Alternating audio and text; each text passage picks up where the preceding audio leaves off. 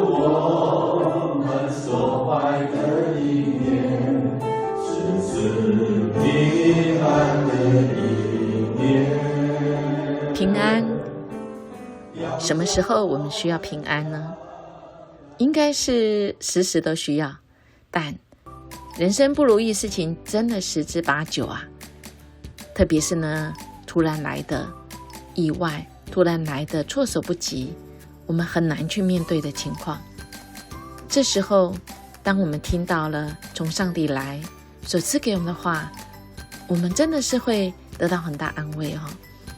因为牧师曾经去过救灾小林村的时候，去从直升机下来所面对的灾民，他们心中那个脸部的无奈甚至恐惧，但我也看到他们晚上在路边，因为没有地方住，在路边他们真的是不插电的敬拜，他们唱出从上帝来的平安，那种共鸣，那种许多的人一起唱，却只能唱出一个音跟平安。哇，真的是让人真的有末后的指望。正如耶利米书说的，耶和华说，我知道我向你们所怀的意念是赐平安的意念，不是降灾祸的意念，要叫你们末后有指望。你们要呼求我，祷告我，我就应允你们。